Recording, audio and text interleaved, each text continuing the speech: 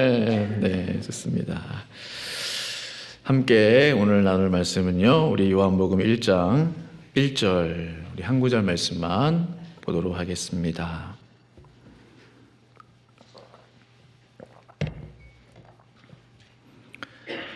요한복음 1장 1절 우리 한 구절 말씀만 함께 봅니다. 네, 찾으신 줄 알고 저와 함께 우리 큰 목소리로 같이 읽도록 하겠습니다. 시작. 태초에 말씀이 계시니라. 이 말씀이 하나님과 함께 계셨으니 이 말씀은 곧 하나님이시니라. 아멘.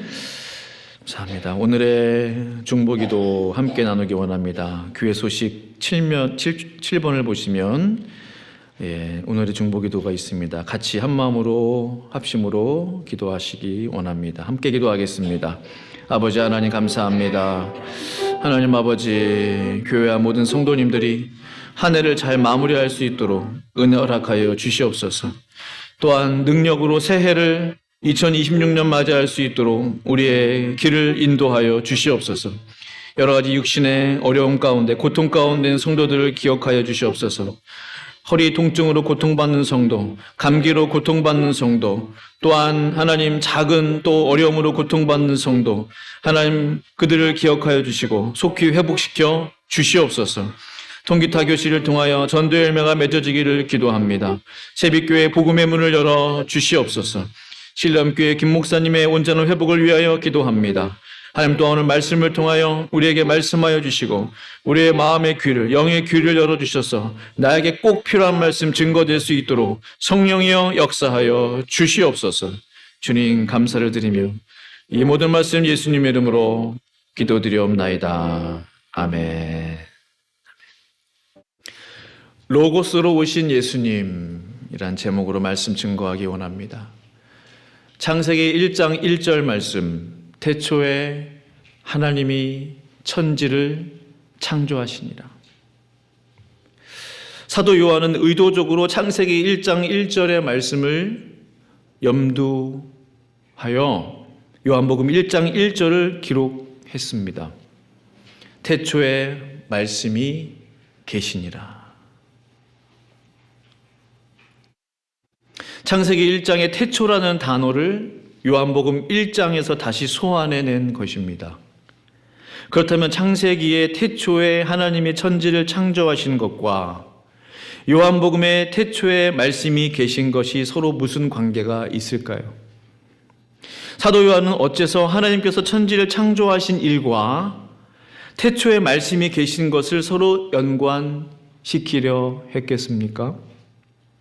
말씀을 가만히 보시면 태초에 하나님이, 그리고 요한복음에도 태초에 말씀이. 사도 요한이 강조하는 게 뭐예요? 태초에, 세상이 시작될 때에 하나님이 계셨듯이 세상이 시작될 때 태초에 말씀도 계셨다라는 거예요. 이 말씀이라 칭함받는 분이 누구냐? 그 말씀을 설명하기 위해서 헬라어 로고스가 등장합니다. 로고스는 이방인 헬라인들에게 매우 중요한 의미의 단어였어요. 로고스 무슨 뜻입니까? 철학적인 의미가 있어요. 종교적인 의미가 있어요. 사회적으로 문화적인 의미들이 모두 들어있는 단어가 로고스예요. 헬라 문명에서 로고스는 어떤 의미의 단어이겠습니까? 당시 헬라인들은 로고스를 언어, 논리, 원리, 질서, 균형 등으로 이해했어요.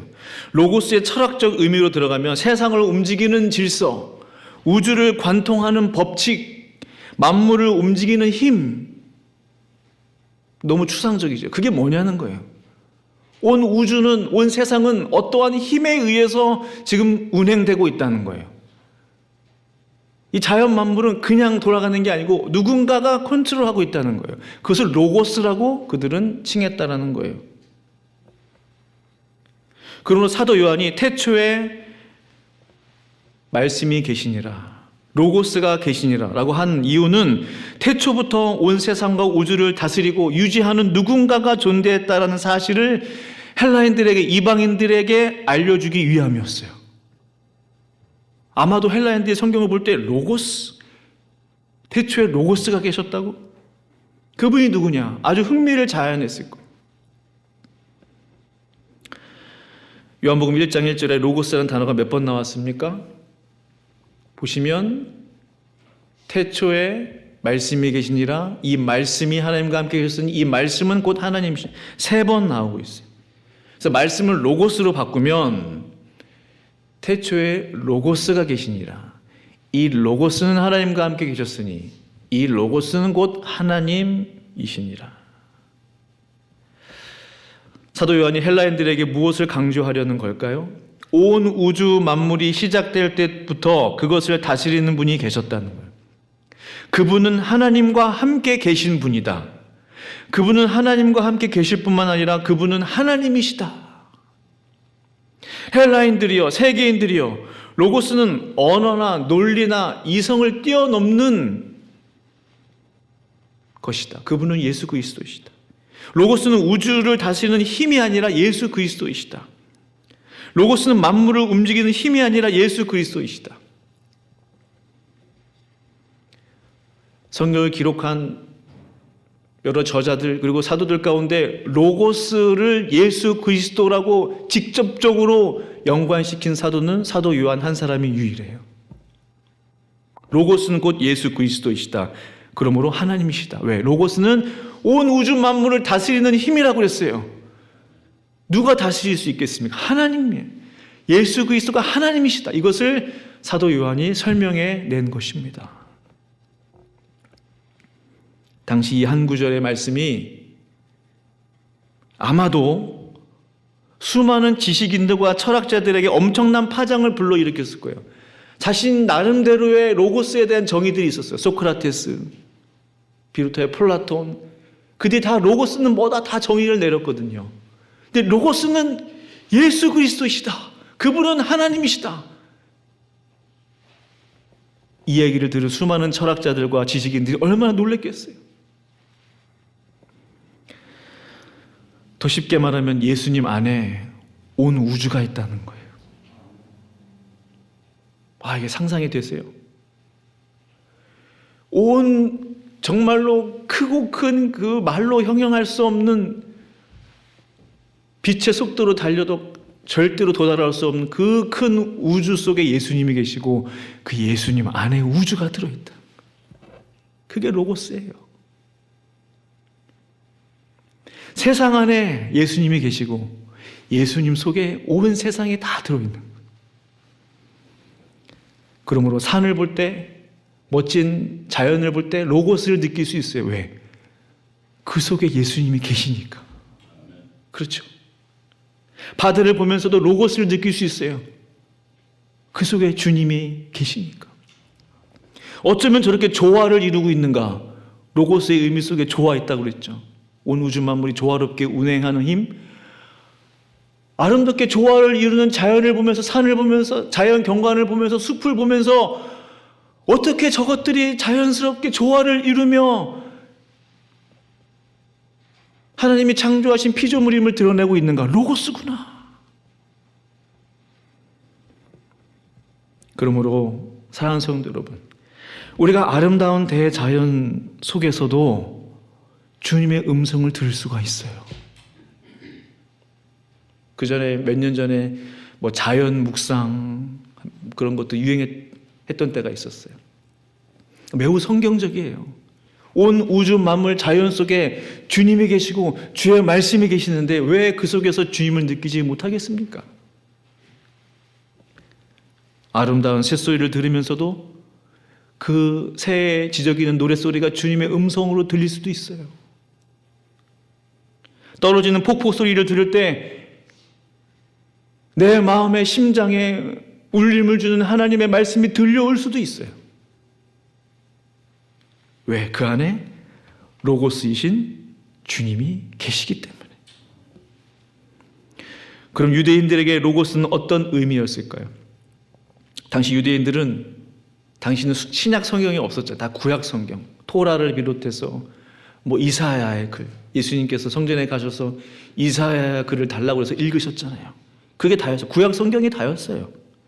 그러니까 구약에서 말하는 그 로고스, 당시 헬라어로 말하면 다바르죠. 다바르. 하나님이 모세에게 말씀하여 이르시되, 하나님이 이사야에게 말씀하여 이르시되, 그 말씀이란 단어는 다바르예요. 다바르가 무엇입니까? 하나님의 약속, 하나님의 언약, 하나님의 명령, 때는 하나님의 심판, 하나님의 메시지, 다 다바르예요. 그렇다면 사도 요한이 요한복음 1장에 로고스라는 단어를 쓰면서 공통 유대인들에게 알리고자 했던 점은 무엇입니까? 그들이 알고 있었던 다바르, 기록된 말씀, 하나님 입에서 나오는 말씀만 다바르로 알고 있었어요. 근데 오늘 사도 요한은 태초에 말씀이 계시니라, 이 말씀이 하나님과 함께 계셨으니 그들이 알고 있던 다바르랑 다른 거예요. 다바르 말고 또 말씀이 있었다는 거예요. 우리가 알고 있는 모세오경, 토라, 이사야 말고 또 다른 말씀이 있었다는 거예요. 그분이 누구냐는 거예요. 그분을 설명하기 위해서 로고스가 사용됐다는 거예요. 너희들이 알고 있는 창조주 야훼 하나님 외에 태초로부터 계신 분이 계시다는 거예요. 그분은 하나님과 함께 계셨던 분이다. 하나님의 입에서 나오는 말씀이 그분이다. 이 얼마나 정통 유대인들이 이 한 구절의 말씀을 보고서 놀랬겠어요. 토라만 하나님의 말씀이 아니라는 거죠. 그들은 그렇게 믿고 있었는데, 다바르만 하나님의 말씀으로 알고 있었는데 또 다른 말씀이 계셨다는 거. 하나님의 말씀은 모세오경이나 이사야의 글만이 아니라는 거. 때로는 직접적으로 말씀하시는 그런 말씀만이 말씀이 아니라는 거예요. 하나님의 말씀은 무엇입니까? 인격체라는 거예요. 하나님의 말씀이 살아있다는 거예요. 그 자체가 살아있는 인격체라는 거예요. 그 말씀은 태초부터 계셨다는 거예요. 이걸 상상할 수 없어요.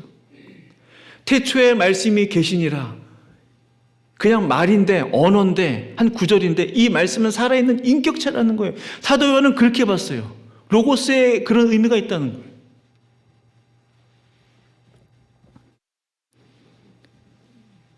그 말씀 자체에 하나님의 신성이 들어있다. 살아있는 하나님의 말씀으로 오신 분이 누구냐? 바로 예수 그리스도이시다. 하나님의 말씀이 살아있는 인격체, 살아있는 인격체이신 것을 실제적으로 보여주시기 위해, 시청각적으로 보여주시기 위해서 오신 분이 2000년 전 베들레헴 마구간에서 태어나신 아기 예수라는 거예요. 놀랍지 않습니까? 살아계신 하나님의 말씀의 실체가 아기 예수예요. 아기 예수는 하나님의 말씀의 본체예요. 아기 예수님은 살아계신 하나님의 말씀의 생명, 살아있음을 입증하는 결정체예요. 무슨 뜻이냐? 성도 여러분, 뱃속에 아기가 이제 임신하면 뭐라고 표현하죠? 생명을 잉태했다고 그랬어요. 잉태했다. 생명이 시작됐다는 거예요. 잉태했다. 생명이라는 단어를 써요. 뱃속에서 나온 갓난아기는 잉태된 생명이 세상 밖으로 나오는 거예요. 탄생이라는 단어를 써요. 출생이라는 단어를 써요. 생명의 출생, 생명의 탄생이요. 마리아의 뱃속으로부터 세상 밖으로 나오신 아기 예수님. 마치 하늘에서 이 세상으로, 낮고 낮은 이 세계로 내려오신 것을 의미하지 않는가, 그런 생각이 들었어요. 어려운 말로 도성인신, 인카네이션, 때로는 성육신. 만약 예수님께서요, 아기의 모습이 아니라 어른의 모습으로 짠 나타났어요. 생명이란 단어를 쓸 수 있을까요? 수염이 덥수룩한 성인 남성을 보고서 생명이 태어났다라는 말을 쓰는 사람은 아무도 없어요. 그러나 갓난 아기를 보면서 사람들은 이렇게 외칩니다. 생명이 태어났다. 생명을 낳았다. 이 세상에 새로운 생명이 탄생했다.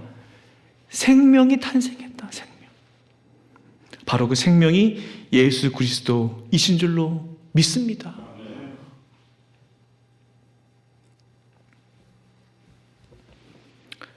그러므로 요한복음 1장 4절은 이렇게 말씀하고 있어요. 그 안에 생명이 있었으니 이 생명은 사람들의 빛이라. 그래서 사도 요한이 태초에 말씀이 계시니라 이 말씀하다 갑자기 생명 얘기를 했구나. 왜? 말씀은 생명이기 때문에. 아기 예수님은 생명이기 때문에. 생명이 말씀이기 때문에. 그러면 성도 여러분, 이 성탄의 계절에 우리 아기 예수님을 생각할 때 우리도 생명을 느낄 수 있어야 돼요. 아기 예수님을 통해서 그 생명이 나에게도 임하기를 사모해야 할 줄로 믿습니다. 예수님 안에 있는 그 생명이 나에게 어떻게 임하겠습니까? 그분의 입에서 나오는 말씀이 나에게 생명을 주시는 줄로 믿습니다. 그러면 성도 여러분, 성탄의 계절은 어떤 계절이에요? 이 땅에 로고스로 오신 주님을 떠올리는 시간이에요. 제가 사실은 처음으로 그런 생각하게 됐어요. 말씀을 준비하면서. 성탄의 계절은 어떤 계절이냐? 로고스로 오신 주님을 떠올리는 시간이에요. 그게 가장 중요해요. 도성인신, 성육신, 인카네이션 말씀드렸죠. 성탄의 계절은 로고스의 계절이에요. 말씀의 계절이에요. 말씀이 충만한 시간이에요. 온 세상에 생명으로 가득 찬 시간이에요. 내가 생명이다 라는 것을 온 세상에 선포하심으로 오신 날이에요. 아기 예수님은.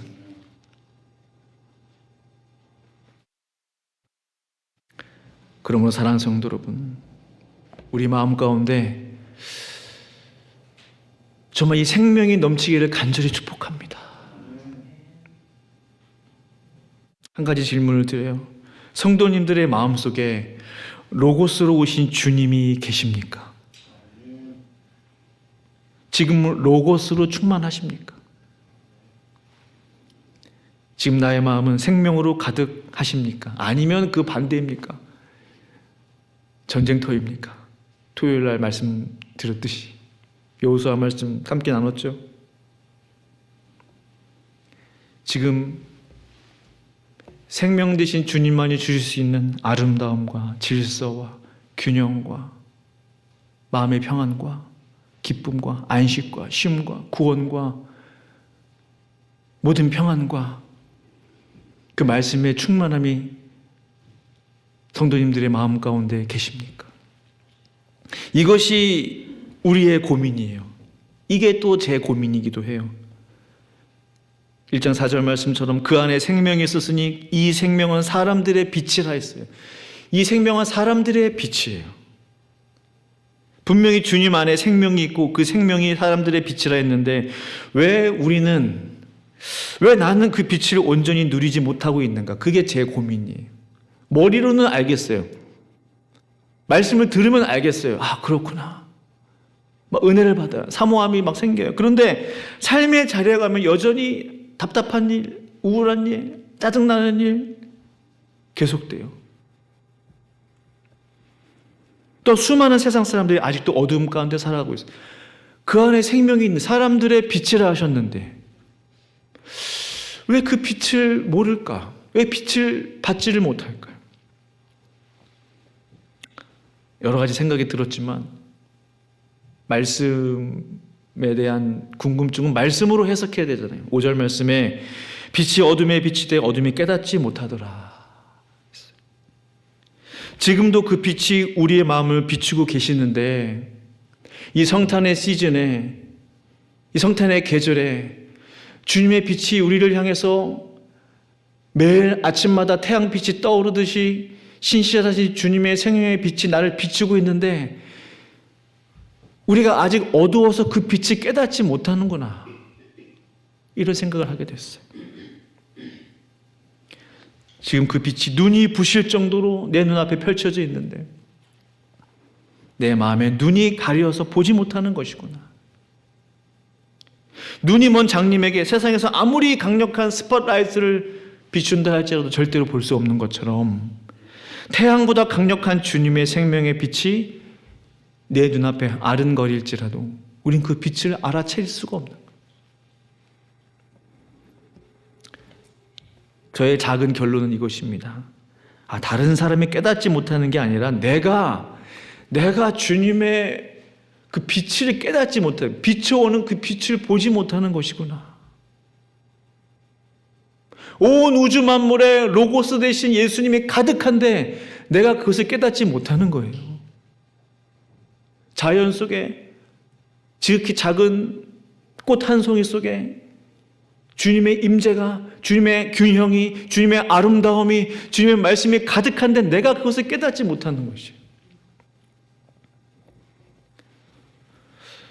조심스럽게 이런 생각까지 들었어요. 혹시 나는 아직도 우리는 여전히 어쩌면 어릴 때부터 배우고 들어온 성탄절의 참된 의미를 아직 온전히 깨닫지 못하는 것은 아닐까?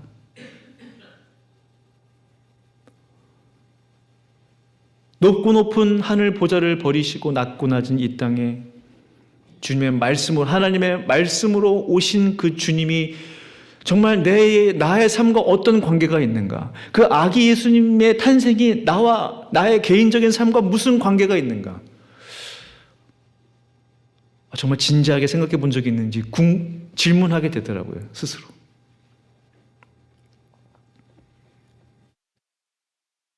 혹시 세상의 빛과 생명으로 오신 아기 예수님께서 아직 내 마음에는, 세상에는 충만해요.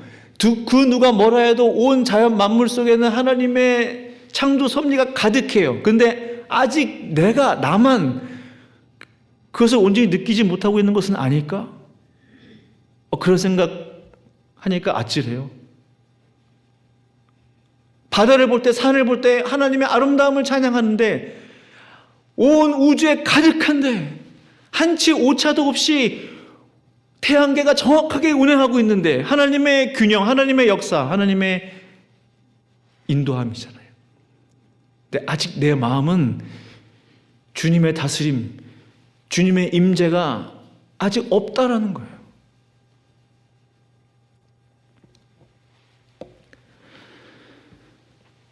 나의 자아 때문에, 나의 고집 때문에 생명으로 오신 그 아기 예수가 들어오실 자리가 없는 것은 아닐까?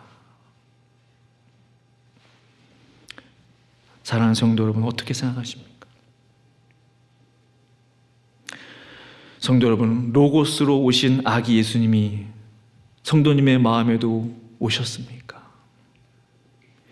우리의 마음에 아기 예수님을 맞이할 준비가 되셨습니까? 2025년 성탄절이 다가오고 있어요. 매년마다 찾아오신 그 아기 예수님, 로고스로 오신 주님, 생명으로 오신 주님, 올해는 우리의 마음에 진정, 평화의 왕으로, 말씀의 주인으로 오실 수 있기를 간절히 축원합니다. 말씀을 마무리하기를 원해요. 이 세상에 하나님의 말씀의 실체로 오신 예수 그리스도, 성도님의 마음에도 온전히 오시기를 간절히 축복합니다. 로고스이신 주님의 생명의 빛이 나를 비출 때 내 속의 어두움들이 완전히 물러갈 수 있기를 간절히 축원합니다.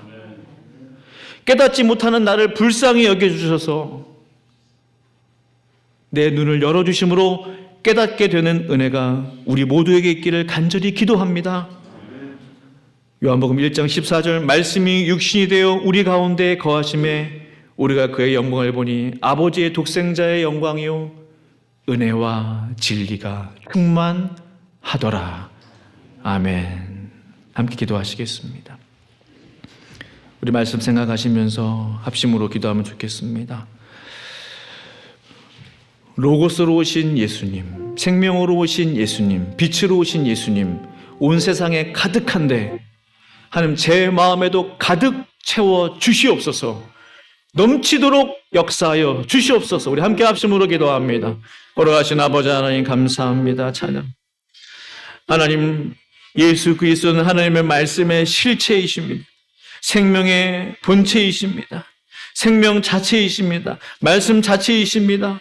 그 예수 그리스도께서 내 마음에 오시기를 원합니다.